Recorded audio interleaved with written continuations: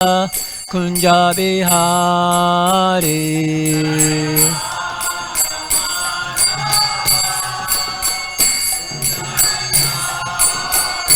Jaya Radha Madhava Kunja Bihari.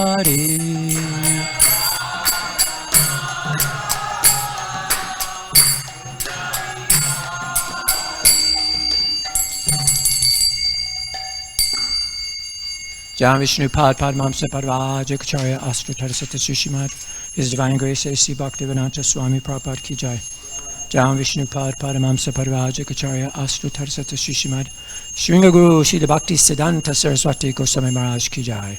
Ananta Koti Vaishnavinda Ki Jai. ISKCON BBT Founder Acharya Srila Prabhupada Ki Jai. Namacharya Srila Haridas Thakur Ki Jai.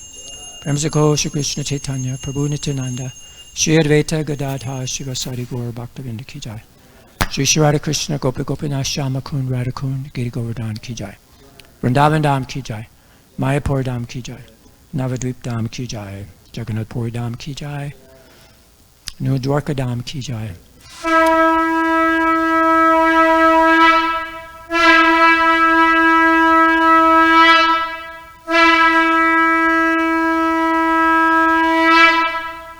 Their Divine Lord Shri Shri Rukmini Dwarkadis Ki Jai. Their Divine Lordship Shri Shri Jagannath Baldev Shrimati Subhadra Ki Jai. Their Divine Lordship Shri Shri Gaurnitai Ki Jai.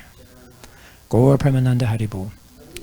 All glories to all Sama devotees Hare Krishna. All glories to all Sama devotees Hare Krishna. All glories to all the Sama devotees Hare Krishna. All glories to Shri Shri Guru and Shri Gauranga. Glories to Srila Prabhupada.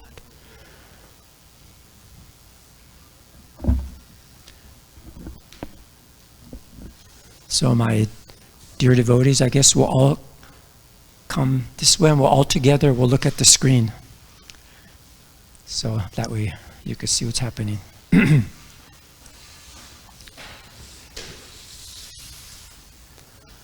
Om Namo Bhagavate Vasudevaya.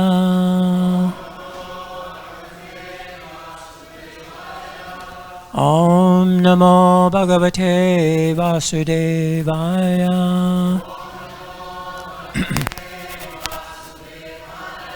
Om Namo Bhagavate Vasudevaya.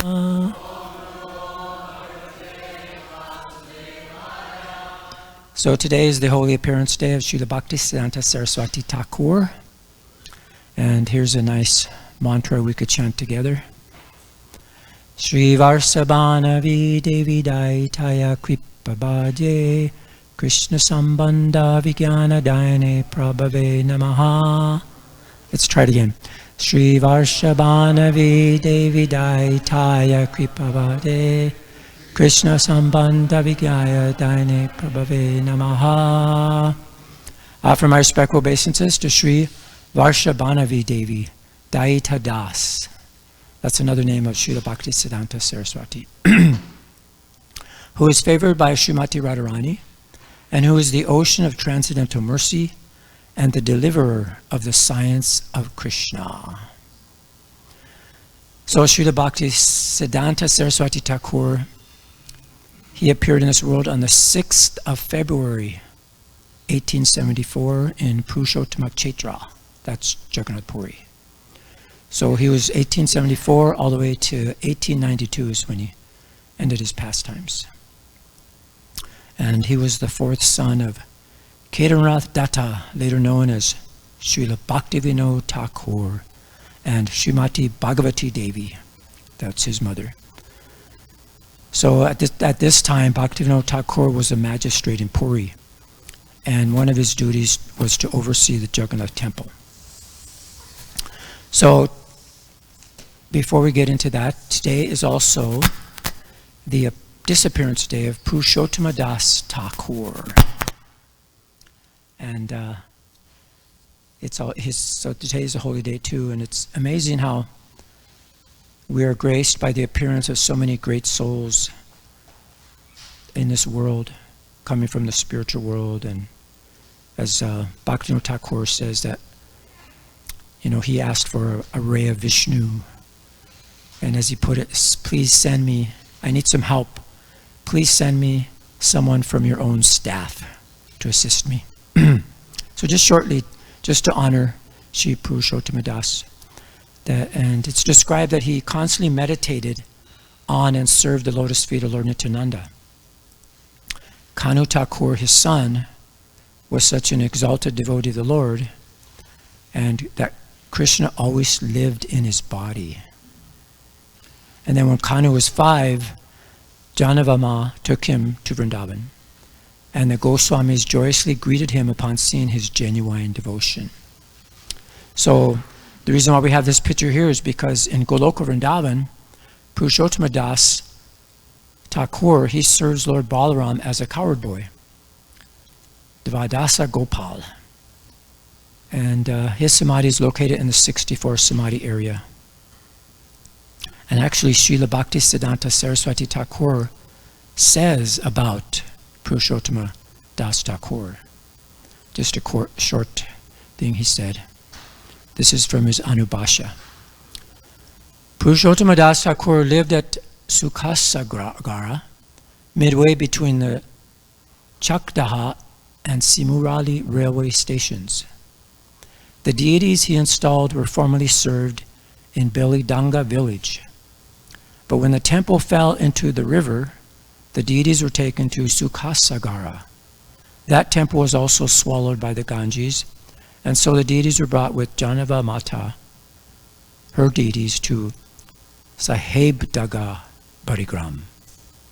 Since that place was also destroyed, all the deities were again moved about 3 or 4 miles to the village named Chandaregram on the banks of the Ganges, about 1 mile up from Palpara.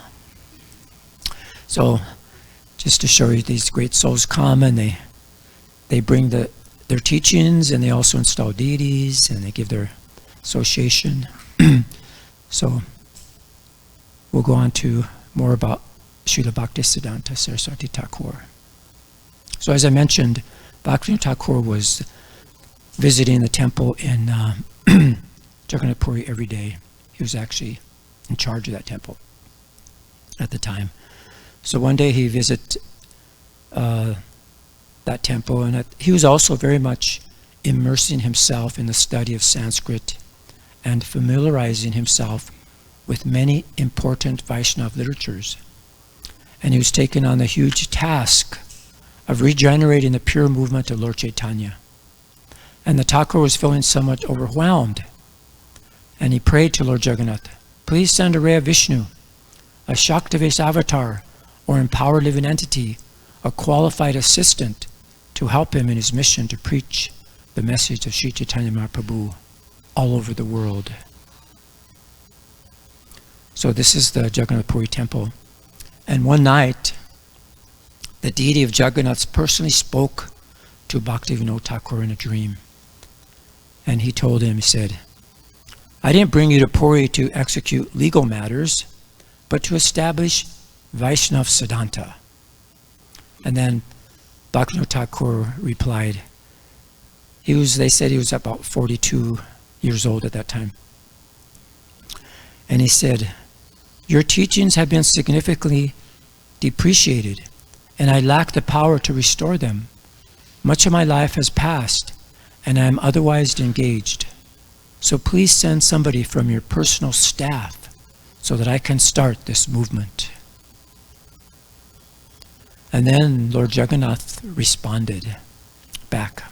So this is Lord Jagannath and Bimala Devi. So Jagannath then requested Srila Bhaktivinoda Thakur to pray for an assistant to the deity of the goddess Bimala Devi.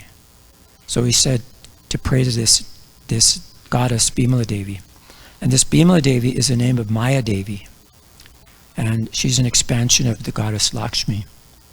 And she's considered to be the consort and transcendental potency of Lord Jagannath.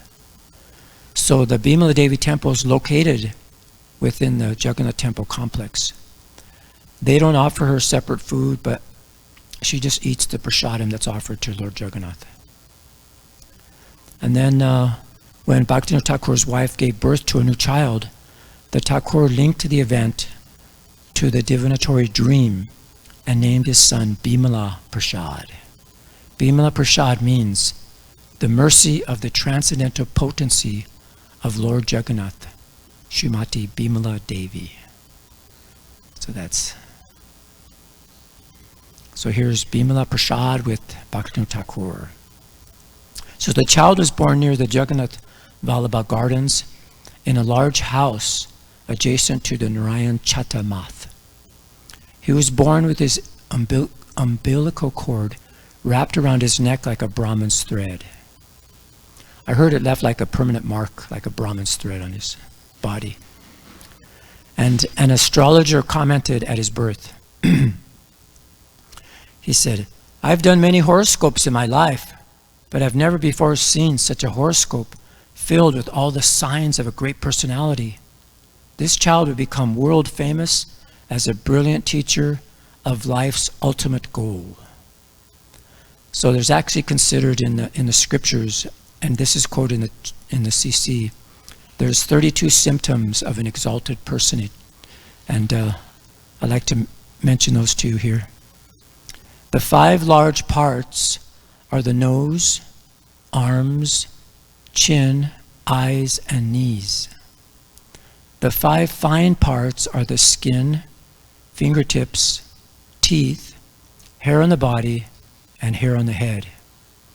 The 7 red parts are the eyes, soles, palms, palate, nails, and upper and lower lips. The 6 raised parts are the chest, shoulders, nails, nose, waist, and mouth. The 3 small parts are the neck, thighs, and male organ.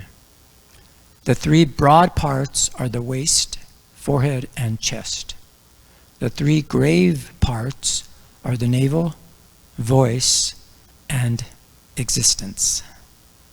So that's the 32 symptoms of an exalted person. So when the child was 6 months old, Lord Jagannath's Rath Yatra festival was in procession, and the cart stopped in front of Srila Bhaktisiddhanta Thakur's house and wouldn't budge for 3 days. And then, following the instructions of Srila Bhaktisiddhanta Thakur, Bhagavati Devi brought the child before the cart, and an offered garland fell from the neck of the Lord, encircling the boy. The crowd was jubilant, witnessing Lord Jagannath's blessing of the child. This was taken as a sign of special favor by all present. So because Bhaktisiddhanta Thakur was an important personality, he had his wife actually go up on the cart and put the child at the feet of the deity. So when she was up there, that's when the garland actually fell on the child. Well, an infant, the boy's vocational inclination was tested.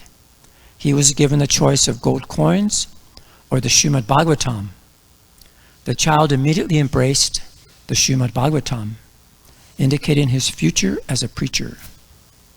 From the very beginning of his appearance, Srila Bhaktisiddhanta Sarasvati Thakur exhibited all the signs of an exalted, eternal associate of the Lord, who had descended in answer to Srila Bhaktivinoda Thakur's prayer for a ray of Vishnu to help him spread Lord Chaitanya's movement. So here's Srila Bhaktisiddhanta Goswami Maharaj's mother, Srimati Bhagavati Devi. And we see, this is Krishna and Balaram hiding from Mother Yasoda. So when Sri Bimala Prasad lived in Jagannath Puri for 10 months, and then he traveled to Bengal, and he grew up in his early years in Raghanagat, in the district of Nadia. And this is where he heard about Krishna from his mother.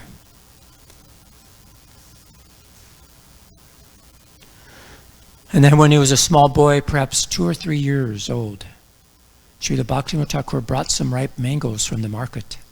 And then Bimala Prasad took one to eat, saying, "This is mine."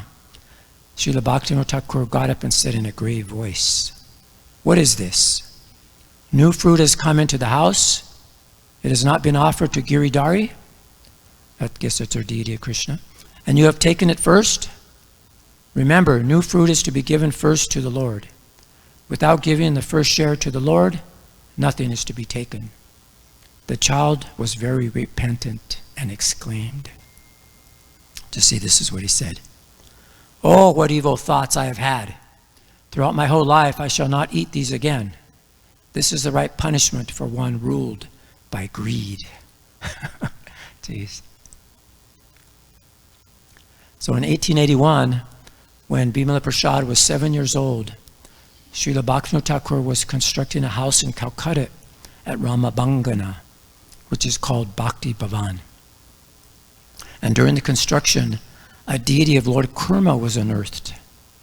Srila Bhaktivinoda Thakur instructed his son to begin worship of that deity. From the very beginning, the boy used to hear the preaching of his father with rapt attention. Srila Bhaktivinoda Thakur, as well as his audiences, were amazed to see how this small boy could hear the topics of Krishna Bhakti with such total absorption. I don't know if that's the actual deity they found, but that's a nice deity of Kurmadev. And by the age of 7, he had memorized the entire Bhagavad Gita and could explain the meaning of every verse. Later, around 1885, he was trained in publishing and proofreading at Srila Bhaktivinoda Thakur's printing press, where the Thakur's well-known spiritual journal, the Sajjana Toshani, was produced. At age of 11, Bimala Prasad toured the various places of Sri Chaitanya Mahaprabhu's pastimes with his father, where he heard extensive discussions on the holy name. The boy had a photographic memory, and whatever he would read once, he could later recall with perfect clarity. Even in his later years, he could perfectly quote entire pages of books he had read as a child. It's described that he actually would go in a library and he'd read all the books, practically read the whole books in the library on every subject. At age 11, when Bimala Prasad was in the 5th grade, he invented a new method of shorthand, which is called Bikanto. His teachers were always amazed by his mastery of Bengali and Sanskrit, his extraordinary intelligence and memory, and his pure moral and devotional nature. At this time, Srila Bhaktivinoda Thakur gave him Sri Chaitanya Shikshamrita to read. Bimala Prasad also displayed extraordinary ability in mathematics and astrology. He studied astrology under the tutelage of the famous astrologer Mahesh Chandra Churamani, and impressed his teacher with his mastery of the subject and his exceptional talent.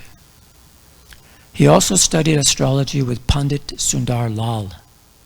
Seeing his scholarship in many different subjects, including the scriptures, his teachers named him Siddhanta Sarasvati, master of scriptural conclusions. When Srila Sarasvati Thakur was a student in the 7th grade in Sri Rampur, age 13, Srila Bhaktivinoda Thakur gave him Tulsi Mala chanting beads from Jagannath Puri and instructed him on the chanting of the Hare Krishna mantra, as well as Sri Nrsimha mantra. So this is when the pastime when Srila Bhaktisiddhanta Saraswati takes initiation from Gaudacandra Das Babaji. And that was in January 1900. He took initiation from him on the advice of his father, Srila Bhaktivinoda Thakur. And Bhaktisiddhanta Saraswati was actually Babaji Maharaj's only disciple. This Babaji Maharaj was an extremely renounced, reclusive Bhajananandi who had sworn not to take any disciples. However, he was forced to change his decision when he saw Saraswati Thakur's determination and devotion. The story is told that Srila Bhaktisiddhanta Saraswati asked Gaudacandra Das Babaji Maharaj several times to give him initiation. The first time he asked, Babaji Maharaj told him, "If Mahaprabhu tells me to, I will." The second time, Babaji Maharaj told him that he had forgotten to ask Mahaprabhu. Srila Bhaktisiddhanta Saraswati did not give up, and when he approached a third time, Babaji Maharaj said, Virtuousness, scholarship, and other qualities are not the means to attain the Lord. They do not give you any right to initiation. Though he had been turned back by Gaudakandra Das Babaji repeatedly, Srila Sarasvati Thakur did not abandon his resolve. Ramanujacharya was turned back 18 times before receiving the mercy of Goshti Purna. Srila Sarasvati Thakur displayed his qualities of patience and determination, continuing to come to Babaji Maharaj, humbly entreating him to give him initiation. Finally, Gaurakandra's heart melted, and out of great affection, he mercifully initiated Srila Bhaktisiddhanta Saraswati by sprinkling the dust of his lotus feet upon his head. Gaudakandra Das Babaji would never allow any materialistic person to touch his feet. If they did so, he would make a show of anger, saying, "You are doomed." Most people were thus afraid to attempt it.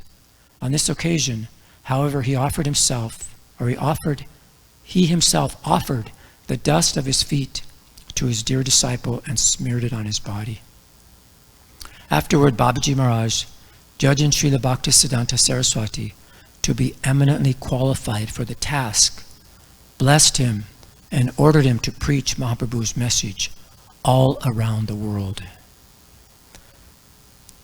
And this is the mood of Bhaktisiddhanta Saraswati Thakur, showing his extremely devotional humility. He wrote these following words about his guru. In order to complete the gaping needs that I felt, I was busily trying to get my hands on everything under the sun. I thought that possessions would fulfill my needs. Over time, I had indeed accumulated a great number of rare possessions, but I was not able to rid myself of the sense of being unfulfilled. I had encountered many personalities who were reputed to be great saints, but saw various lacunae, I guess, which means an unfulfilled space or lacking, in every one of them, and was unable to give them my respect. Fortunately, the Supreme Merciful Sri Gauranga Mahaprabhu allowed two of his dearest companions to show their kindness to me. So he goes on, I was egotistically so self-absorbed that I had completely lost any sense of where my well-being could be found. Even so, due to past pious activities, I was able to get the association of Srila Bhaktivinoda Thakur, who is my ever well-wisher. My Prabhu often came to visit him sometimes, stayed overnight at his house. Out of mercy to me, Srila Bhaktivinoda Thakur introduced me to him. From the time that I first met my Prabhu, my stubborn egoism started to diminish. Previously, I used to think that everyone who took birth in a human body was filled with the same faults that I had. But upon seeing my Prabhu's divine character, I realized that there truly were flawless Vaishnavas in this world who matched the ideal. Wow. So here's a letter from Srila Bhaktivinoda Thakur to Srila Bhaktisiddhanta Saraswati Thakur. So he said, so because Bhaktivinoda Thakur was very concerned that this pure Vaishnavism was being overshadowed by many wrong concepts and also by imitators. So he felt that Srila Sarasvati Thakur was the most qualified person to preach pure Vaishnavism. And because he had enthusiasm, courage, knowledge, spiritual purity, more than anyone else. So this is a letter that Bhaktivinoda Thakur wrote to him. Sarasvati, people of this world are proud of their own aristocratic birth, cannot attain real aristocracy. Therefore they attack the pure Vaishnava, saying, they have taken birth in low-class families because of their sins. Thus they commit offenses. The solution to this problem is to establish the order of Daivi Vanashram Dharma, something you have started doing. You should know that to be the real service to the Vaishnavas, because pure devotional conclusions are not being preached. All kinds of superstitions and bad concepts are being called devotion by such pseudo-sampradayas as Sahajya and Atibari. Please always crush these anti-devotional concepts by preaching pure devotional conclusions and by setting an example through your personal conduct. Please make great effort so you can start the parikram, circumambulation, of Sridham Navadvip as soon as possible. It is by these actions that everyone in this world will receive Krishna Bhakti, devotional love for the Lord. Please try very hard to make sure that the service to Sri Mayapur will become a permanent thing and will become brighter and brighter every day. The real service to Sri Mayapur can be done by acquiring printing presses, distributing devotional books, and preaching congregational chanting, not reclusive bhajan. Please do not neglect to serve Sri Mayapur or to preach for the sake of your own reclusive bhajan. When I am not present anymore, please take great care to serve Sri Mayapur Dham, which is so dear to you. This is my special instruction to you. People who are like animals can never attain devotion. Therefore, never take their suggestions. But don't let them know this, directly or indirectly. I had a special desire to preach the significance of such books as Srimad Bhagavatam, Sat Sandarbha, and Vedanta Darshan. You have to accept that responsibility. Sri Mayapur will prosper if you establish an educational institution there. Never make any effort to collect knowledge or money for your own enjoyment. Only to serve the Lord will you collect these things. Never engage in bad association, either for money or for some self-interest. So that was a pretty powerful letter. So he talks about these smarta brahmanas and these, sahajyas and things. And these smartas, they say that there's no way you can convert to a smartamism, I guess they call it. The way you can become initiated into like a Vaishnavism or even into Shaivanism, the worship of Lord Shiva. These smarta brahmanas, they actually believe that you have to be born to smarta parents to become a smarta brahman. And they believe that they're actually the pure original Brahmin sect, and from which every other Brahmin sect sprang. So we have these images here because they're noted for the domestic worship of 5 shrines with 5 deities, all treated as equal: Shiva, Vishnu, Surya, Ganesh, and Shakti, goddess Durga. So they think they're all equal, and it doesn't matter, if you worship them. Plus, they also added the impersonal thing. So the Smarta tradition, they regard Shankaracharya as its founder or reformer. And Shankara taught that the ultimate reality is impersonal and nirguna, attributeless, and that any symbolic god serves the same equivalent purpose. So inspired by this belief, the Smarta tradition's followers, along with their 5 Hindu gods, including the 6th, the impersonal god, in their practice. So in other words, they wrongly conclude that God is impersonal Brahman and that one can worship any demigod, and it's the same as worshiping Krishna, Vishnu, or Vishnu Tattva forms. So this is what they're thinking. They actually think that these deities and demigods are made from material energy.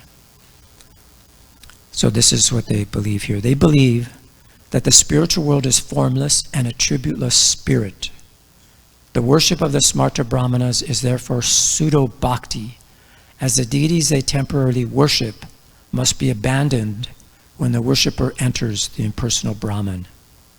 The Smartas, like most impersonalists, are unaware that the impersonal Brahman, the ocean of light, is merely the aura or glowing effulgence springing from the transcendental body of Lord Sri Krishna. That's from the Ishopanishad. So here's these Brahmins. They lack real scriptural knowledge, and they're very proud of their birth and social position, and their rituals, their rules, their regulations. Because of their elevated social status, it was easy for them to influence the masses who were ignorant of pure devotional conclusions. Even some of the Vaishnava devotees supported the Brahmanas in order to get some favor from them.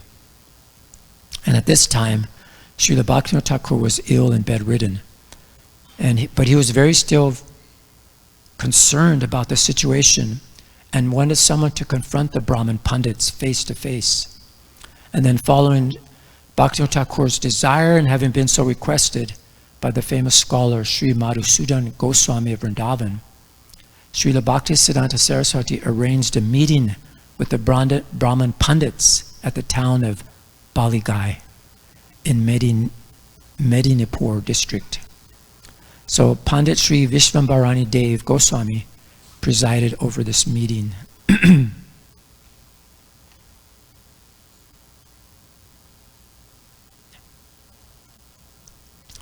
So Srila Bhaktisiddhanta, this is where he read his famous article, Brahman and Vaishnava.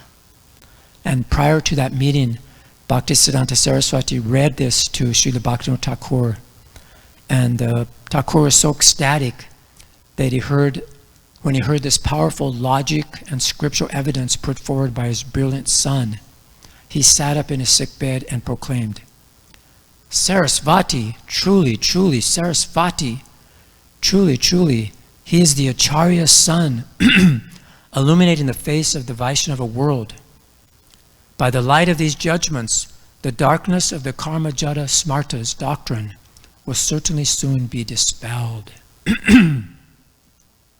So this is when he arrived in that assembly, there were scholars sitting in two different groups. Those who believed in the superiority of the Brahmanas and then over all other classes of people. And then those who believed in the superiority of the Vaishnavas, irrespective of birth or social position, over all other classes of people. So those are the two camps. At first, Srila Bhaktisiddhanta Saraswati quoted from many scriptures glorifying Brahmins. The joy of the assembled Brahmins knew no bounds, because even they did not know that there was so much glorification of Brahmins in so many different scriptures. But then, Srila Saraswati Thakur started his glorification of the Vaishnavas, again based on scripture, which far exceeded the glorification of Brahmanas in quality and quantity. This time, the Brahmin Pandits were not so pleased. Unable to respond to the evidence presented by the greatest scholar of his day, they started shouting. One or two of them desperately tried to present new arguments, but Srila Bhaktisiddhanta Saraswati crushed their dissent by dint of his scriptural knowledge and irrefutable logic. He personally answered all questions and refuted all arguments by the Brahmins, and thus established the superiority of pure devotees of the Lord over all classes of people. This meeting actually went on for 3 days. And backing up Siddhanta Saraswati were Sri Madhusudana Goswami, Sarvabhauma Sriyukta Ramananda Das Babaji, and Sriyukta Sitanath Bhakti Tirtha Mahodaya. So they all offered strong arguments that no matter what family a Vaishnava appears in, he is perfectly qualified to recite the Vedas. And then on the final day, Siddhanta Saraswati was the concluding speaker, and he spoke brilliantly with great vigor and incredible rhetoric for 2 hours. When he finished, no one on the opposing party could say a word. There was simply no way to counter him. There was a huge uproar in acclaim of the brilliant Acharya. Thousands of people rushed forward to take the dust of his lotus feet. The guards pleaded with the people to remain peaceful, and they would certainly have their desires fulfilled. Taking Bhaktisiddhanta Saraswati to a separate place, the guards forcibly took his feet and dunked them into a basin of water. The Acharya objected strongly, as it was his principle not to allow anyone to touch his feet. And if anyone offered obeisances to him, he would immediately offer them obeisances in return. Yet the guards, desiring to protect him from the press of the crowd, took his action, adding a few buckets of water to the quantity and distributed it to the crowd. In this way, the people felt satisfied and blessed, and they exhausted the entire supply in no time. Srila Bhaktisiddhanta Sarasvati Thakur was thus acclaimed as the greatest hero of the conference. Well, thank you. Sorry to go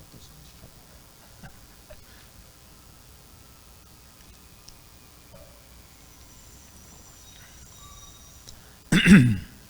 So this is something Bhaktivinoda Thakur, Srila Bhaktisiddhanta Saraswati Thakur says. We are not moralists or sinners, scholars or illiterates. We are carriers of the shoes of the Lord's sincere servants who are initiated into the mantra, Kirtaniya Sada Hari. The Lord's name is to be chanted constantly. Do not criticize the characters of others. Purify yourself. This is my advice. The policy of Mahaprabhu is in the policy of Mahaprabhu, we do not find the policies of the Kshatriyas, Vaishyas, Sudras, or Yavanas. We understand from his teachings that he supported the highest of the Rishis' policies. Following his lead, we also will support Brahma's policy, Bhagavad Dharma. Serving the residents of Raja who are heartbroken in separation after Krishna's departure for Mathura is our highest ideal. So this is a lecture that was given by Srila Bhaktisiddhanta Saraswati Maharaj in Calcutta in 1936. This is actually in the Veda base. This is just a short excerpt of that. We jivas are really poor, no doubt. We are poor divas, or jivas, but we are not poor Narayans. To identify Narayan, who is the permanent possessor of all wealth, with a poor jiva is an absurdity. Our poverty should be diminished, and to that end, wealth should be accumulated. Wealth of what kind? It is the wealth of Krishna prema, causeless love for the supreme truth, Krishna. And for this, we should pray to him in the same way as a Vaishnava Mahajan prays, in the following lines. Premadana vina vyartana daridra jivana dasakari vetan mora deha premadana. Life without love is useless and poor, they say. Appoint me thy service, O Lord, with love as my pay. Our prayer should be of the aforesaid nature. We naturally begin to feel dislike for everything but Krishna as soon as we feel necessity for Krishna prema. In absence of this, our tendencies and considerations take firm hold of our mind, exhorting us to be great workers, forgetful of the main object of the Pancharatra. We do not belittle the importance of Pancharatra process, of having representatives in theistic institutions or establishing temples with deities, but we are of the opinion that the duty of better or higher class is propaganda work, and Mahaprabhu's open desire was that the transcendental name should be proclaimed everywhere. And to that end, we think sufficient number of pamphlets should be published. So this is how we finish, or this is not the finish of it, but I'll finish with this. From this lecture. The wicked mind, which is never to be trusted, should be broomsticked every morning with such warnings as, be not anxious to find fault with others, or to proclaim thyself as a true, sincere, bona fide bhakta, which certainly thou art not. In this connection, the advice of a Vaishnava Mahajan is this: be not attached to karmic jnanis and bhaktas false, but pure unalloyed bhajan you should always endorse. Follow principles which Raja folk adopt, these being valued truths to be kept aloft. The mind is always working erroneously in looking upon this or that, either as good or bad. Dvaite Bhadra Bhadra Jnana Sabha Mano Dharma E Bala E Manda E Sabha Brahma. In the material world, conceptions of good and bad are all mental speculations. Therefore, saying this is good and this is bad is all a mistake. So he's quoting this from the Chaitanya Charitamrita. This is Antya 4:176. And Prabhupada gives a short purport there that when we forget we're eternal servants of Krishna, we want to enjoy the material world through different plans. And at that time is when we don't distinguish between, we do distinguish between good and bad, but actually it's all false. So this is what he says here also from that speech. People are usually too much busy with mental speculations. They should relieve themselves of this and try to find out the real good of their own selves or souls. There's an adage to the effect that para chakara gati nahi kona kale. A man who is habituated to criticizing others' conduct will never prosper. Let others do whatever they like. I have no concern with them. I should rather find fault with my own damned mind and think like the Vaishnava Mahajan who sings, Amara jivan sarapaparata nahi punyera lesa parasuke duki sara mitya basi paraduka suki kara. Ever engaged in vicious activities and without the slightest trace of virtue in me, a liar as I am, always sorry at others' pleasures, and merry at others' sorrows, troubles, and cares. We should always remember this song and engage our mind in Hari Bhajan. We should not run about attacking others with dissuading policy. Such conduct behooves only deceitful persons and not preachers. So he goes on there describing how we have to weed out these undesirable elements of our mind because it's paramount importance and it's for our own personal interest.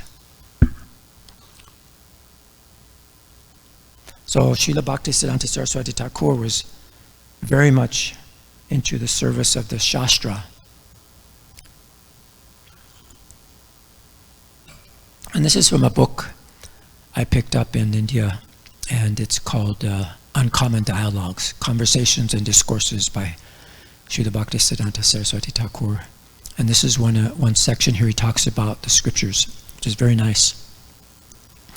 Srila Bhaktisiddhanta Saraswati viewed scriptural writings not as a mere amassments of information, but as the direct presence of the acharyas who had authored them. By propagating the acharya's message, he desired to increase the number of people serving them. He taught that one can attain the association of the acharyas by preaching Shastra Vani. So Srila Sarasvati Thakur wanted that at least the more intellectual among his disciples be learned in the Shastra. And to this end, he instituted demanding courses of study leading toward Bhakti Shastri and other degrees, each requiring extensive knowledge acquired from several seminal books. And these are the books that he required. I don't know if our Bhakti Shastra teaches from all these, but I'm sure he'll be pleased that it's still being taught. So these are some of the books. There's 8 different books that are mentioned here. One is the Shruti, which is the 4 Vedas. 2, the Vedanta Sutra and Bhagavad Gita. And 3 is the Bhagavatam. 4 is the Sahitya, that's literature written by the Vaishnavacharyas. 5, the Aitiya, that's the Vedic history. 6, Bhakti Shastra, which is the Shastras that specifically delineate topics of Bhakti. 7 is Tattva, and 8 is Rasa. And then this was the Bhakti Shastra course, and then the other course was the Sampradaya Vaibhavacharya. And the purpose of this course was to spread knowledge of Paravidya by removing obstacles of Aparavidya. So that's to discover genuinely competent teachers of Bhakti Shastra. And so and that they would also offer the course. And then also another course was Pancharatra. And this was the Gaudiya deity worship rituals and procedures. And then successful students from this course were designated as Pancharatra Acharya. And they were authorized to perform marriages, shraddhas, and other ceremonies, ceremonies for Gaudiya Vaishnavas.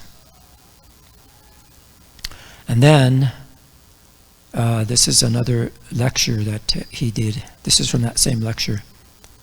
He said, I endeavored to found an institution for imparting comparative analysis of ancient and spiritual manuscripts, scriptures, philosophy, and science. Yet most students become satisfied simply upon learning a few rules of Sanskrit grammar, or by gaining competence to study ordinary dramas, or being awarded the title for aptitude in Sanskrit, and consider such the ultimate limit or supreme goal of life. But it was not for that reason that I established the school. My wish has remained unfulfilled. Moreover, the majority of people cannot even conceive of such a purpose.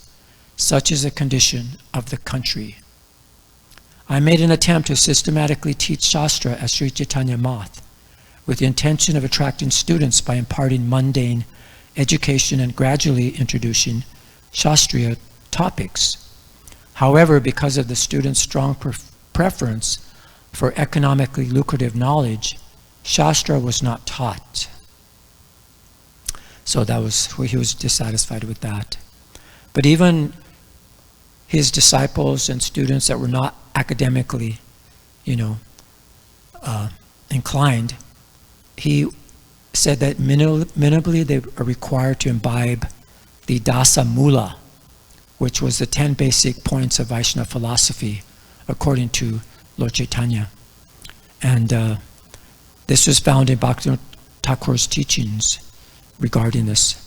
And so the first is that pramana, that's the authoritative source of knowledge, is the Shastra and the disciplical succession of acharyas, and then subsequently the 9 prameyas. So these are the 10 things that everyone should know. So that was the pramana, the authoritative knowledge, and then the prameyas, the elementary truths, which are approved by the authority. So these are given by Srila Baladev Vidyabhusana in his Prameya Ratnavali, and it's based on the teachings of Madhavacharya. So these are the 10. So we mentioned the first one, which is the statements of Amnaya, is the evidence of proof of all the statements and topics are taught. And then the second is Krishna is the supreme absolute truth. Third is Krishna is naturally replete with all energies. 4, Krishna is the ocean of rasa. 5, the jivas are separated parts of the Lord. 6, the jivas in the bound state are under the influence of matter. 7, jivas in the liberated state are free from the influence of matter. Everything is different from and identical to the Lord. The jivas, that's the 8th one. 9th is the jivas' means of elevation is to practice the precepts of pure devotion as ordained by Amnaya Vani. And 10, pure love of Krishna is the ultimate goal. So that's the educational standards he was teaching. So it's described that Srila Bhaktisiddhanta Sarasvati Thakur often cited the famous prayer by Srila Madhavendra Puri. Okay, but there's images also on the screen.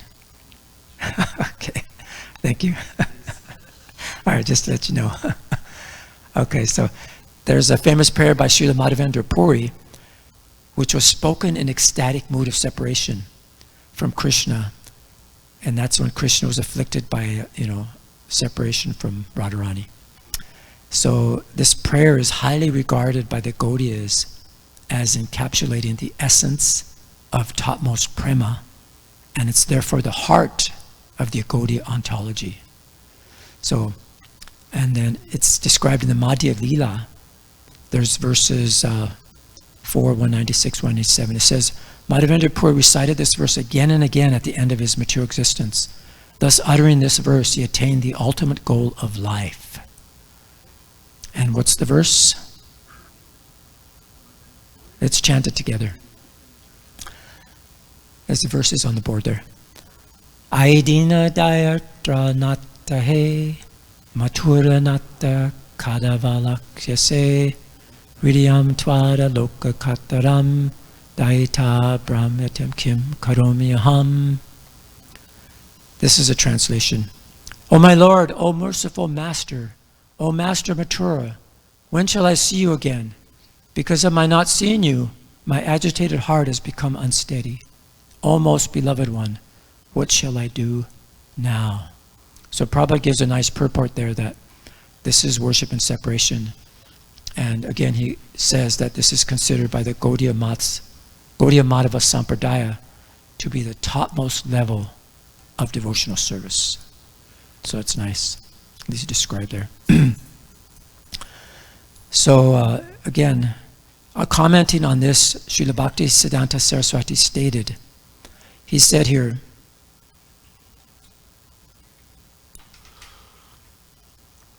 Sri Madhavendra Puri sang this Mula mantra, the key to that prema, which is the only object of pursuit, the only prayojana of the deserving soul. He gave this gift in India. We do not know if he gave it anywhere beyond India.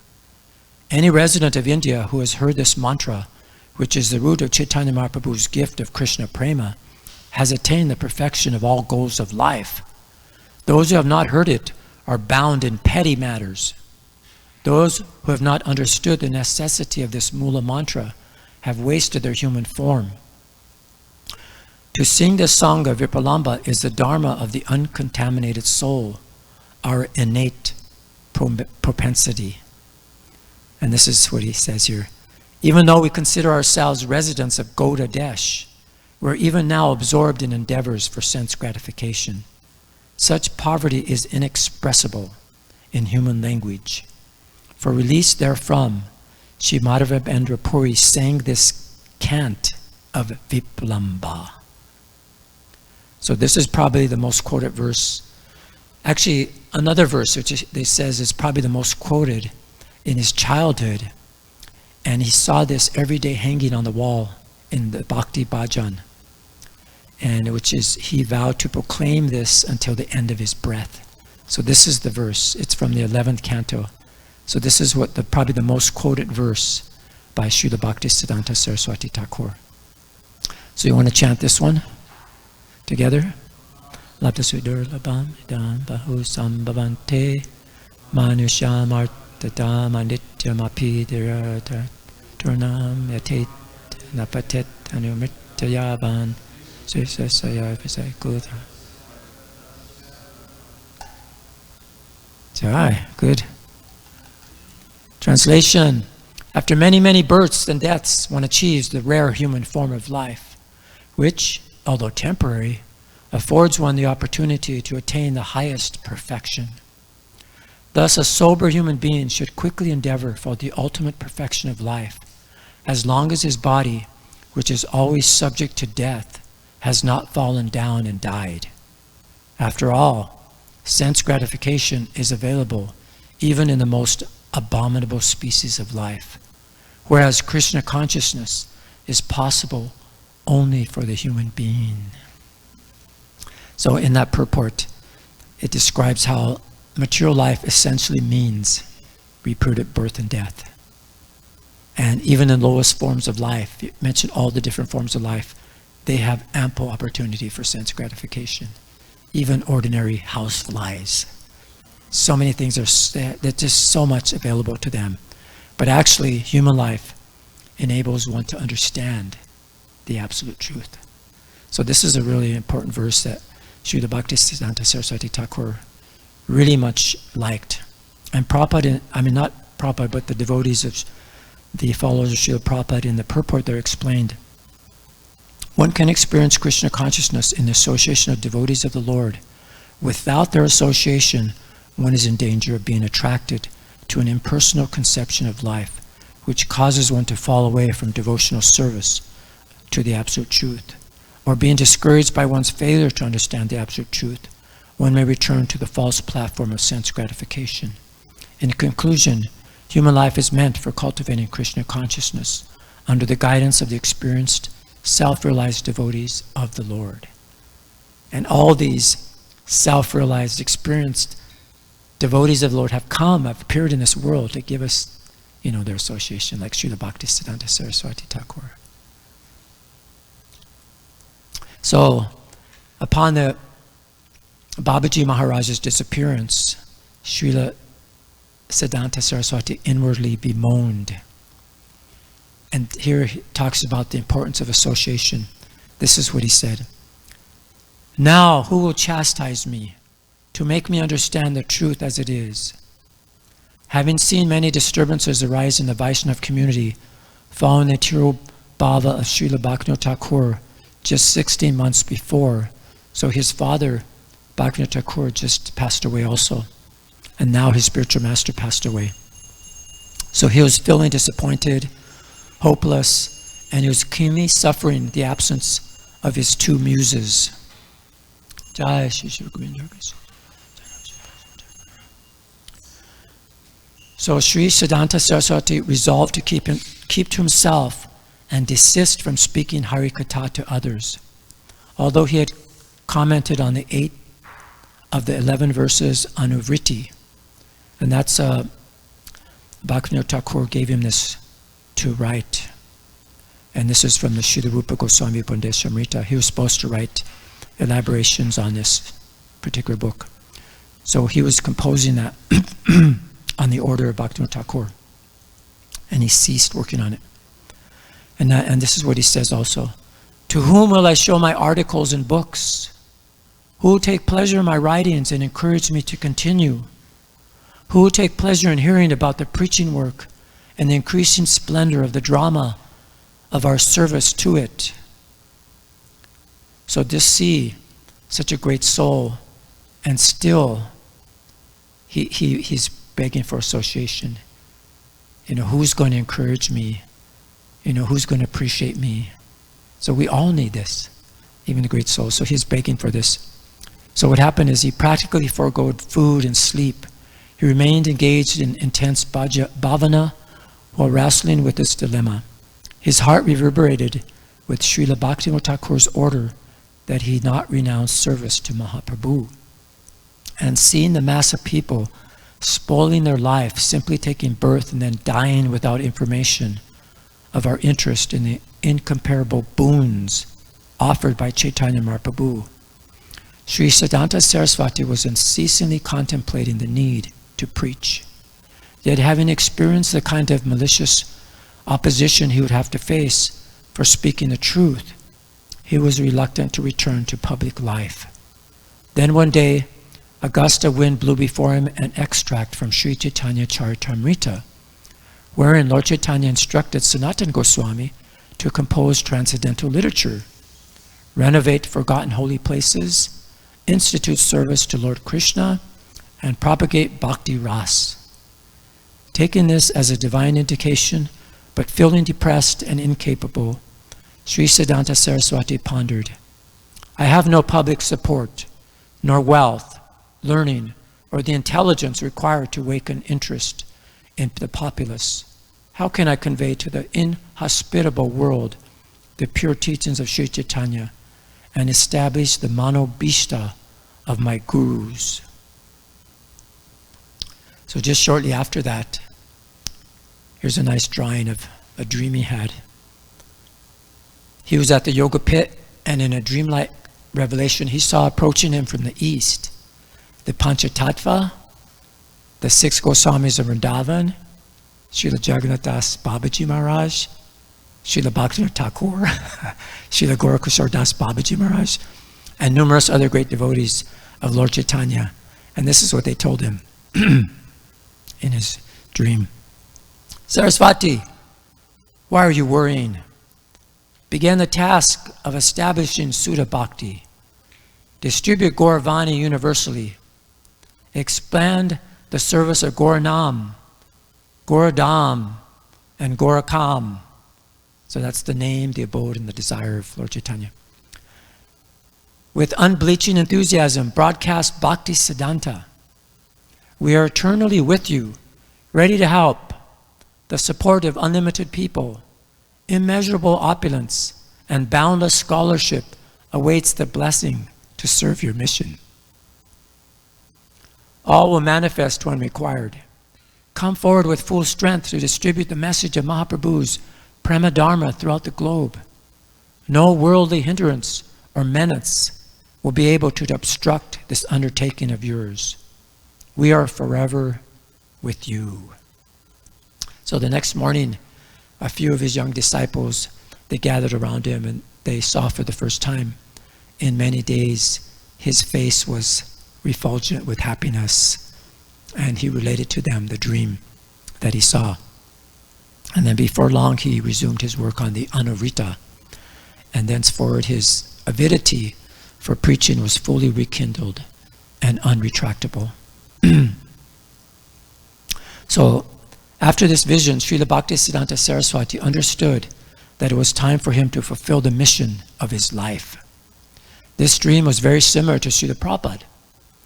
When Prabhupada was on the Jaladuta at the age of 70, crossing the Atlantic Ocean on a cargo ship going to America, he had no support, he had no contacts, he had nothing, no money. He was in the same situation as Bhaktisiddhanta Sarasvati. He just had 2 to 3 heart attacks, and he had the same type of vision where Krishna with all the incarnations were on the boat, and they told him, we will bring you across the Atlantic. We will always be with you to fulfill your mission. Just see how there's always so much support for the devotees who are in this preaching mentality. So this is when we know Srila Prabhupada met Bhaktisiddhanta. And Prabhupada didn't want to go. He told his friend, Narendra, I don't care to see sadhus. I've seen so many sadhus. No, but this one's different. So this Narendra friend of his actually pulled him. Prabhupada was born in a Vaishnava family, so, he saw many sadhus, and he went along to hear a sadhu. So this is at the roof of the Uttadanga Junction Road, and this is when he saw Sarasvati sitting there with his back erect, speaking from Chaitanya Charitamrita. And Srila Prabhupada offered his obeisances, and just as he was getting up, he heard a thunderous but sweet, merciful voice of Srila Bhaktisiddhanta. He told him, you are an intelligent young man. You should take these teachings of Lord Chaitanya and spread them throughout the world in the English language. And Srila Prabhupada is very astonished. I've not even introduced myself, and he's given me a lifelong mission. He began to argue, and this is what he told him. He said, because he was a Gandhian follower at that time, and he said, Swamiji, we're in an independent nation. Who will listen to us? The need of the time is independence from British. After we become independent from the British and get out from their thumb, then we will have credibility and dignity. Then the luxuries of preaching Harikatha could be. And then Srila Bhaktisiddhanta Saraswati Thakur explained, all these politics are temporary. The only real problem in this world is a lack of Krishna consciousness. And the only solution is Krishna consciousness. It is the eternal Dharma, and it is the eternal necessity. It cannot wait for any change in politics, any change in any situation. It must be now. There's only one truth, and the truth is the only solution to the problems and the sufferings of the world. That truth is devotion to Krishna. So when Prabhupada heard this, he was like convinced, And he accepted him actually in his heart at that time, that yes, this is my spiritual master. So Srila Prabhupada actually mentions there's a nice Vyasa Puja offering he gave in London in 1973. And he was telling the devotees that your duty, everyone has got this duty in Krishna consciousness, is to preach. And so he said here, anyone who's coming to Krishna consciousness, he's not ordinary living being. Anyone who's connected with our movement, he's not ordinary living being. Actually, he's liberated soul. And I'm very much hopeful that my disciples are now participating today. Even if I die, my movement will not stop. I'm very much hopeful. Yes, all these nice boys and girls who have taken so seriously. Bhaktivinoda Thakur wondered that European and American people may understand the philosophy of Chaitanya cult and take part in it. That was his desire. My Guru Maharaj, His Divine Grace Bhaktisiddhanta Sarasvati Goswami Prabhupada, he also attempted to send his disciples to preach Chaitanya cult in the Western world. One of them he advised me also. First meeting, perhaps you know, he asked me to preach. So at that time, I was a young man, only 25 years old, and I was also a householder. So I should have joined and executed his desire immediately, but due to my ill luck, I could not immediately execute his order. But it was in my heart that it is to be done. So better later than never. So at the age of 70 years old, he came and spread this all over the world. And Prabhupada mentions here, so anyway, although I began very late at the age of 70 years, so by the help of my disciples, this movement is gaining ground and is spreading all over the world. So therefore I have to thank you. It is due to you. It is not my credit, but it is your credit that you're helping me in executing the order of my Guru Maharaj. So this is when he took initiation. Many devotees they had actually, were hoping that Srila Prabhupada would take initiation at this time. This was in Allahabad, Gaudiya Math. And this Atulananda Brahmachari, he took the opportunity to recommend different devotees, and Srila Prabhupada was one of them. He was Mr. Day at that time. And they were surprised when Bhaktisiddhanta recognized him, and he was pleased to see him. And he said, yes, he likes to hear, he does not go away. I have marked him, I will accept him as my disciple. So this was nice. So this is when he agreed to take him as his disciple. So this is very nicely described in the Lilamrita. And this is where he was at the Radhakund, and Prabhupada mentions in 1933 when he was in Radhakund, I was at that time Bombay in connection with my business life. So I came to see him, and one friend wanted to give some land in Bombay for starting Bombay Gaudiya Math. He's my friend. So that's a long story. But I wish to narrate this. Srila Bhaktisiddhanta Sarasvati Goswami's mission. So at that time, one of my godbrothers was also present. He reminded me about my friend's donation, and Bhaktisiddhanta Saraswati Thakur Prabhupada immediately took up the land. He continued that, there is no need of establishing many temples. Better we publish some books. He said like that. He said that we started this Gaudiya Math at Ultaganga. The rent was very small, and if we could gather 2 to 250 rupees, it was very nice going on. But since this J.V. Datta, he has given us this marble stone, Thakura Bari, our competition between the disciples have increased. So I don't like anymore. Rather, I would prefer to take out the marble stone and sell it and publish some books. So Prabhupada's continuing. So I took that point, and he especially advised me that if you get money, you try to publish books. So by his blessings, it has become very successful by your cooperation. Now our books are being sold all over the world and is very satisfactory sale.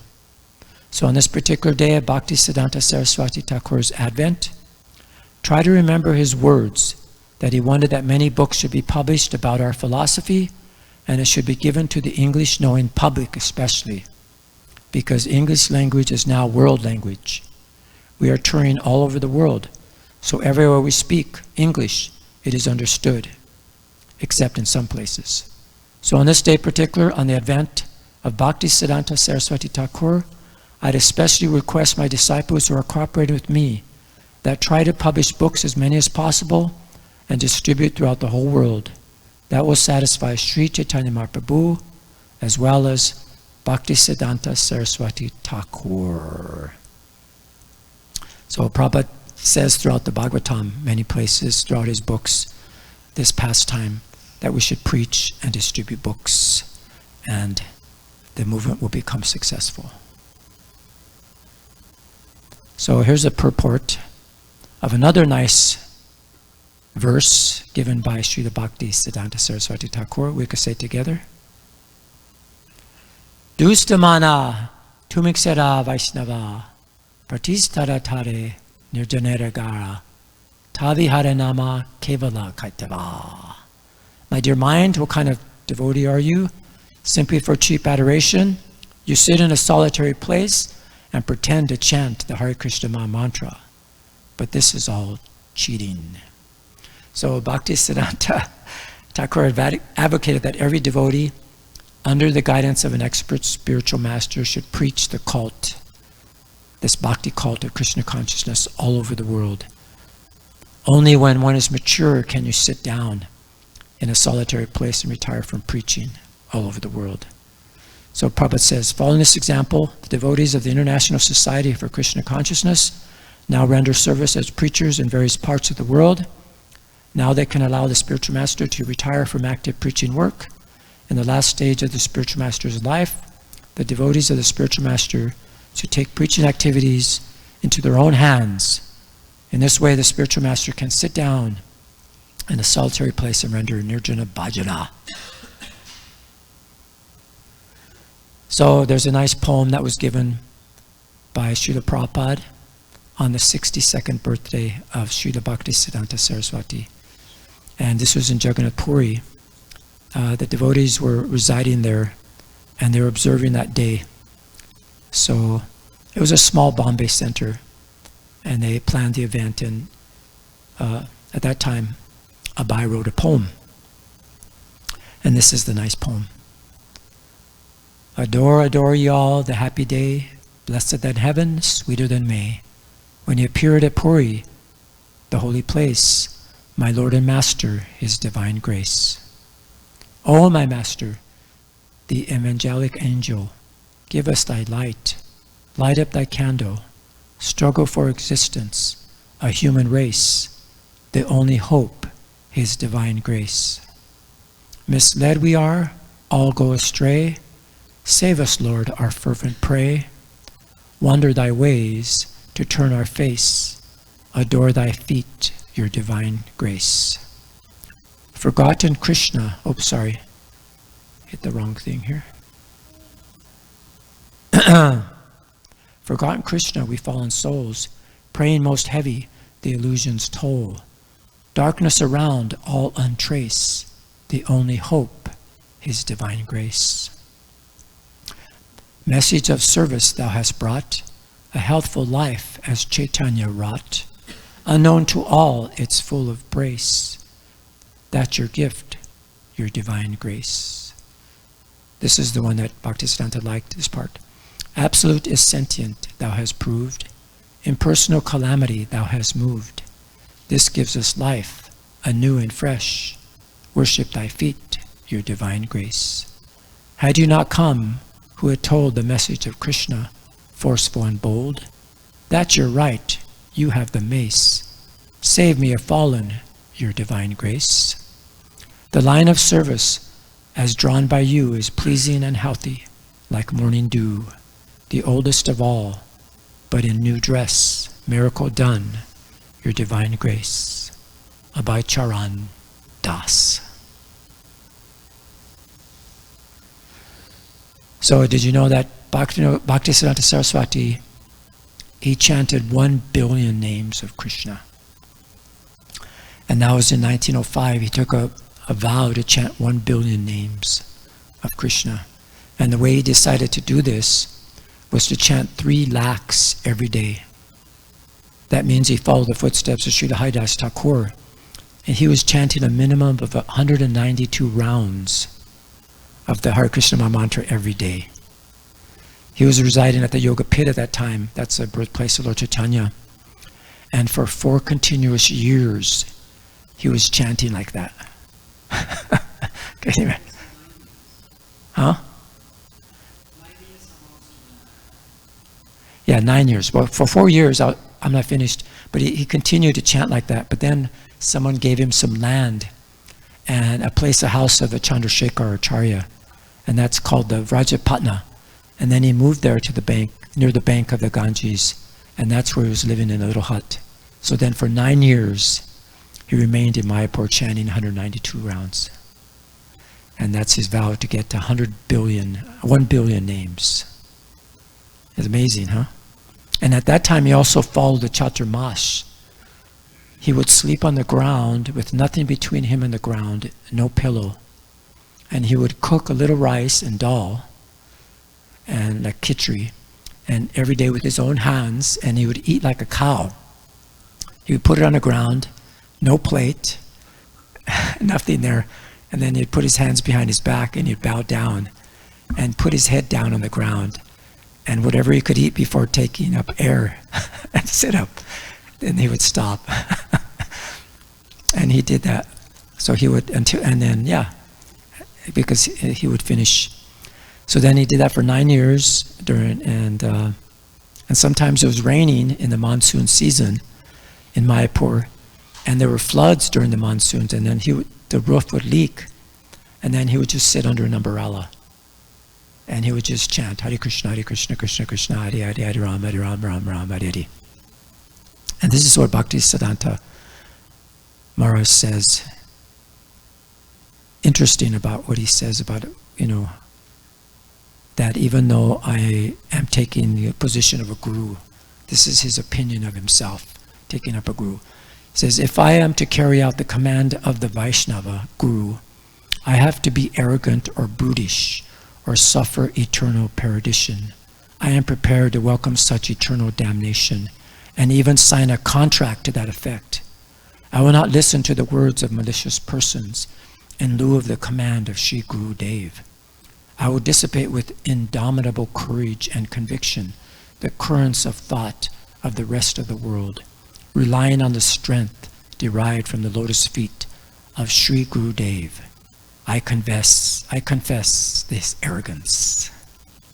So, if it's to carry out the command of a Vaishnava and be arrogant, becoming a guru, then I'll do that.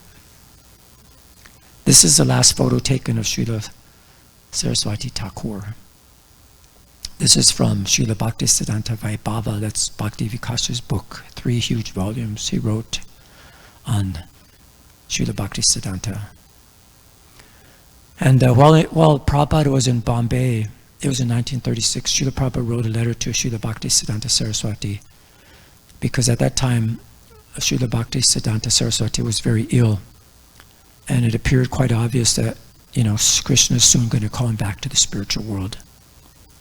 So this is what Prabhupada wrote to him and said, you have many disciples who are sannyasis and brahmacharis, who are just 24 hours a day with you and serving you.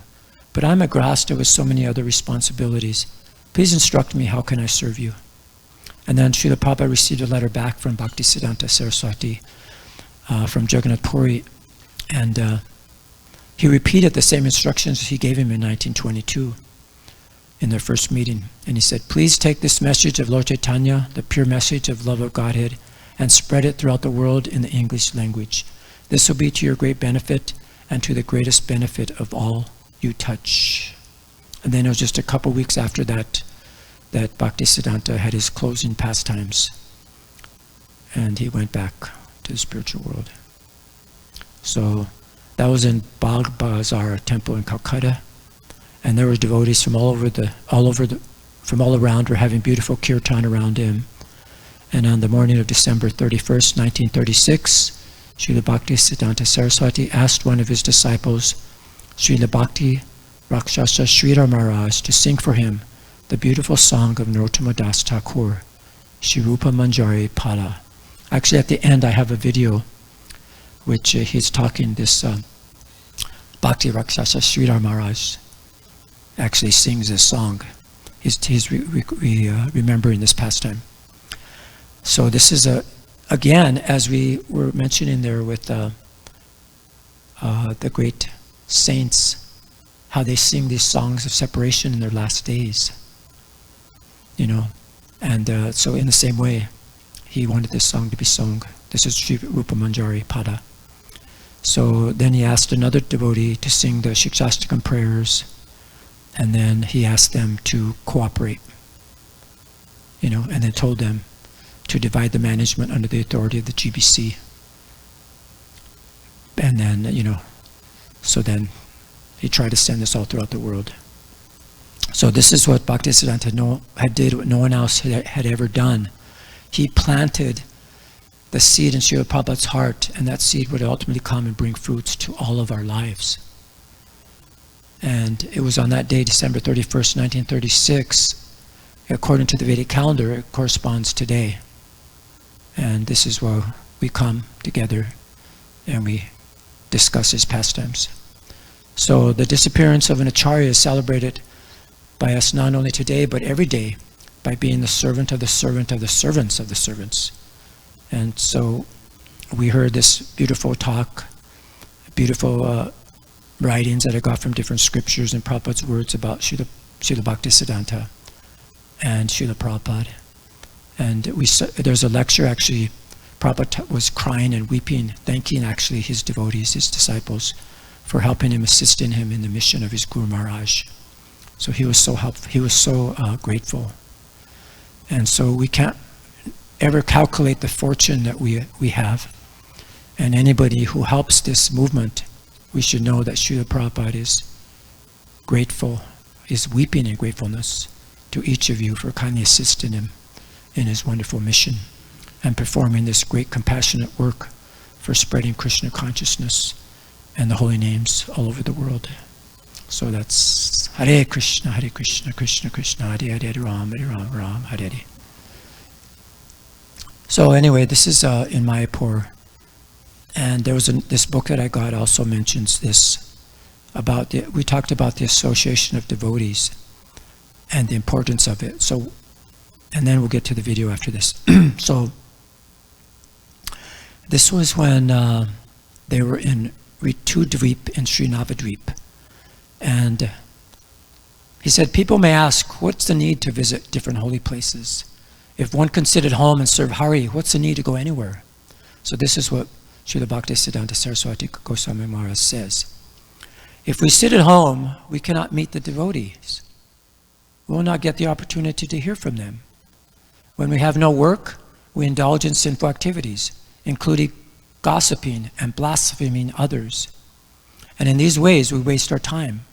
However, if we associate with devotees, we can hear Harikatha and be relieved of the sinful activities we commit due to our misconceptions. If we hear about Lord Hari from the devotees, we can get respite from the troubles we face caused by our fixation on what we learn through our mundane senses. The transcendental object can appear in this material world out of his own sweet will. He descends into the material world, but being in the material world does not inhibit his transcendental position. Whatever a lump of matter like me speaks is born of material qualities. But whatever we hear through the disciplic succession, that sound has such extraordinary power that when it enters the ears, it can revive our consciousness. The soul vibration that can cross the Viraja river transcends Brahmaloka and travels to Vaikuntha, descends into the 14 worlds, and takes us back to the spiritual world.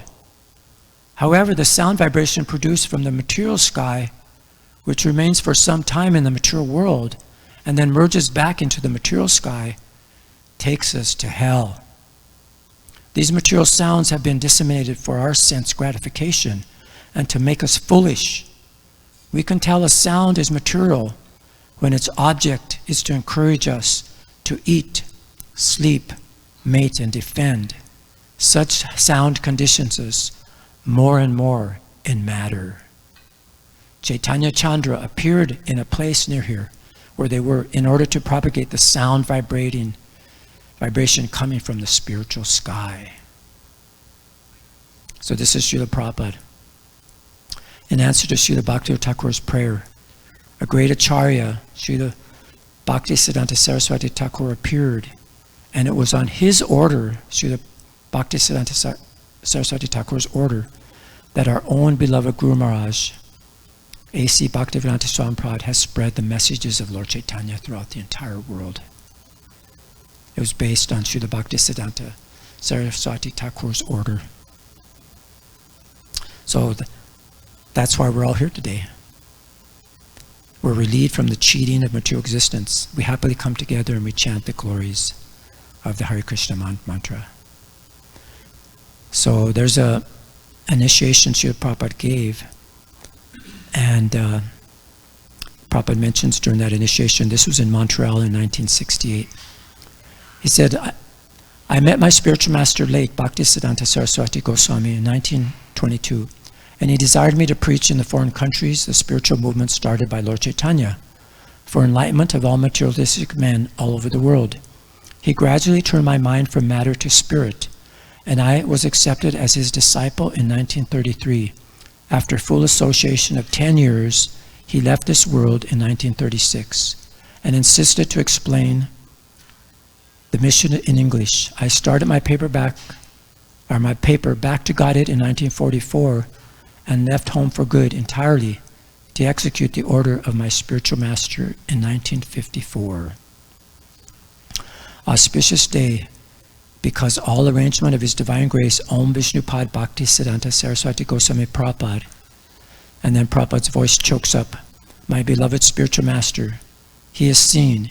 He had great desire to preach Lord Chaitanya's message in the Western world, and I'm sure he will be pleased to see so many young boys and girls are seriously engaged in preaching the gospel of Lord Chaitanya Mahaprabhu. That is my success. So this is the video I'm going to show now, and this is when, as I mentioned, one of his disciples, before he passed away, a few days before, asked him to sing this song, this Shri Rupa Manjari Pada. It's only 4 verses, but I like to just say that song, the translations real quick. The lotus feet of Shri Rupa Manjari are my real wealth. They are the object of my devotional service and worship. They are the treasure of my heart, and they are my ornaments and my life, and the life of my life. So that's the song, Shri Rupa Manjari Pada Se Mora Sampada. For me, they are the reservoirs of all rasa and the conclusion of the religion of the Vedas. They are the fulfillment of my desires and the goal of all my vows, my austerities, my religious activities, and the chanting of my mantra. By the power of those lotus feet, my activities will become favorable to devotion. I will achieve spiritual perfection, and with these 2 eyes, I shall be able to actually see, both day and night, the flood of exquisite beauty of Sri Rupa Manjari's divine lotus feet will shine like a brilliant moon, full moon, upon the lotus of my heart, soothing my afflicted soul. O Rupa Manjari, the venom of the snake of separation from you has enfeebled my soul, and now my life is ever afflicted and distressed. Alas, please have mercy and give me the shade of your lotus feet. Narottama Das has taken refuge. So now the video, it's called The Universal Teacher. It's on Srila Bhaktisiddhanta Saraswati Thakur's. It's a very, very long, it's like an hour or so movie, but I just picked out a section. It's the last section, number 7, and we could watch that now. Is there an extra mic? You might have to put next to the TV so that people online can hear. I don't know if there's one, but anyway, let's see if we'll go there properly, to the proper section. There might be some ad here. We have to stop.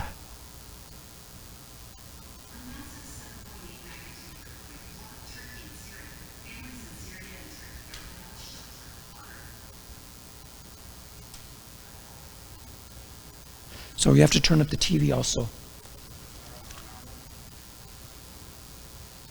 Can you turn up the TV?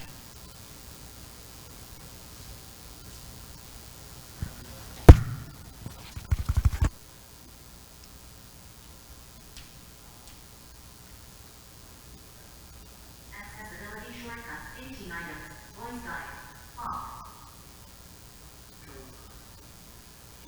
Close, button. Accessibility shortcuts, 18 items, voice guide, off. Close, button.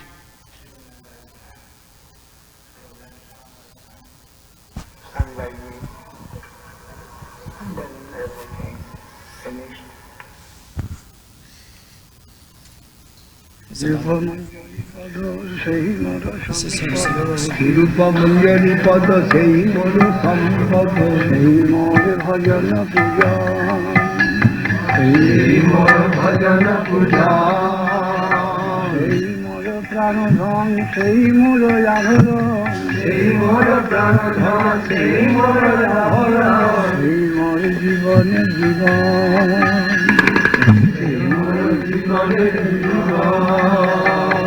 সেই মোর রসনিধি সেই মোর বাঞ্ছা সিদ্ধি সেই মোর রসনিধি সেই মোর বাঞ্ছা সিদ্ধি সেই মোর বেদের ধরন সেই মোর বেদের ধরন সেই ব্রত সেই তপ সেই মোর মন্ত্র জপ সেই ব্রত সেই তপ সেই মোর মন্ত্র জপ সেই মোর ধর্ম করণ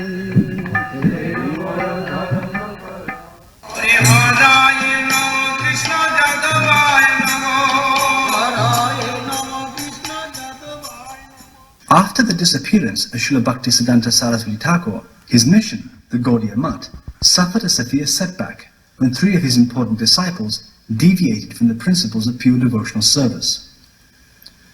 This created quite a disturbance, after which many of Sarasvati Thakur's sincere disciples, such as Bhakti Vivek Bharati Maharaj, Bhakti Pragyan Keshav Maharaj, Bhakti Daita Madhav Maharaj, Bhakti Raksha Srila Maharaj, Bhakti Pramod Puri Maharaj, Bhakti Saranga Goswami Maharaj, Bhakti Vichar Yajavara Maharaj, Bhakti Vilas Tirtha Maharaj, Rande, and others rose to the occasion and strived with great endeavor to uphold the teachings of Sarasvati Thakur in principle and through their perfect behavior and personal example.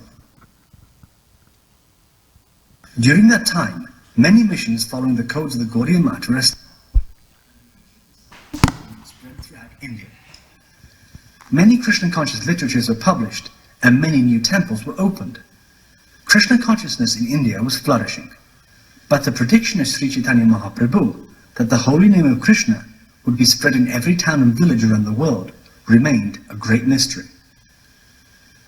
All that was about to change in 1959 when Abhay Charan Dey accepted the renounced order of life and became A.C. Bhaktivedanta Swami.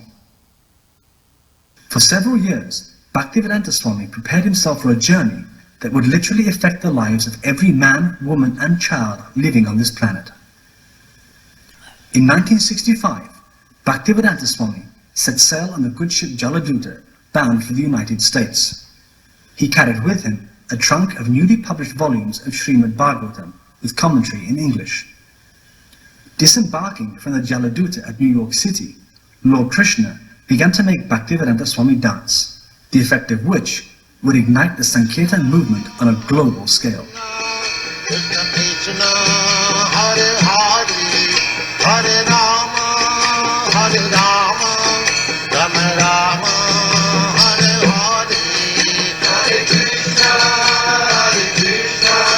Krishna Krishna, Hare Hare, Hare Rama, Rama Rama, Hare Hare, Hare Krishna, Krishna Krishna, Hare Hare Rama, Hare Rama, Rama Rama, Hare Hare, Hare Krishna, Krishna Krishna, Hare Hare, Hare Rama, Rama Rama. In 12 short years, Bhaktisiddhanta Swami, then known as Bhaktisiddhanta Swami Prabhupada, was responsible for millions of Krishna conscious literatures being distributed in dozens of languages around the world. Temples and places of worship were established, prasadam, the mercy of Lord Krishna, was distributed to millions, and thousands of Western men and women embraced the holy name of Krishna and the teachings of Lord Chaitanya. Take advantage of this movement, make your life perfect, go back to home, back to Godhead. Hare Krishna, Hare Krishna, Krishna Krishna, Hare Hare, Hare Rama, Hare Rama, Hare Krishna, Hare Krishna, Krishna Krishna, Hare Hare, Hare Rama, Hare Rama, Rama Rama, Hare Hare.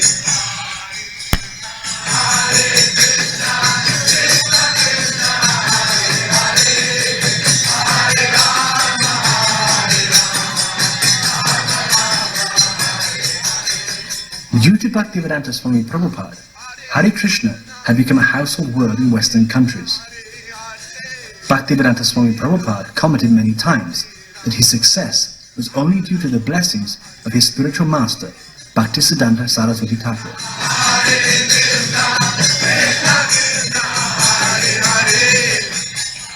In the 1980s and 90s, the words of other prominent preachers of the Sankirtan movement, such as those of Bhakti Rakshak Srila Maharaj and Bhakti Pramod Puri Maharaj, also became heard in the Western world. The involvement of these two great personalities in the Krishna consciousness movement further enhanced the achievements of Bhaktisiddhanta Swami Prabhupada. Now, in the 21st century, the disciples and grand disciples of these great spiritual masters continue the spreading of the Sankirtan movement on virtually every continent, in every country, and in every town and village of the world. Krishna consciousness is the eternal consciousness of the soul. It is not limited by race, color, or a particular society. Krishna consciousness is universal, and those who understand this are indeed fortunate. May the blessings of Srila Bhaktivinoda Thakur and Srila Bhaktisiddhanta Sarasvati Thakur remain with them forever.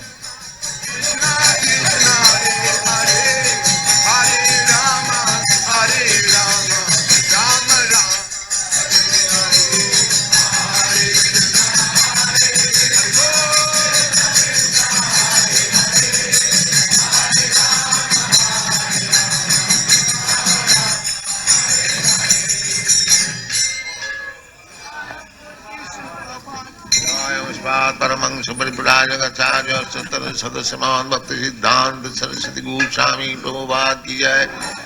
Ki Jai.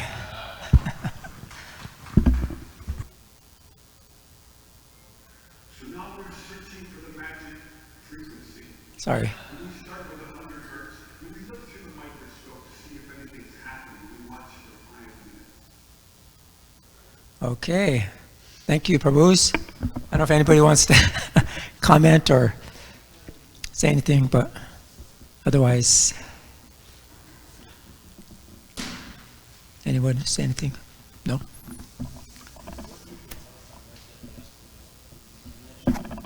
Oh, the offering? Let's see here. I'll look it up for you. Let's see if we could find it. Oops.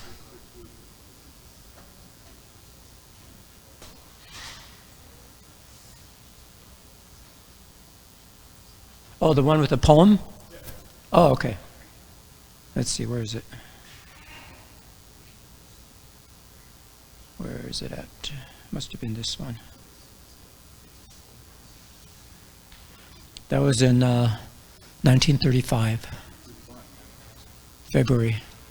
I guess it's the 25th. It's weird how according to the moon, it's like the 25th. Now it's the 10th, right? Today. And it was the 3rd, actually. The actual day was the 3rd, I think. Yeah. It was his 62nd birthday.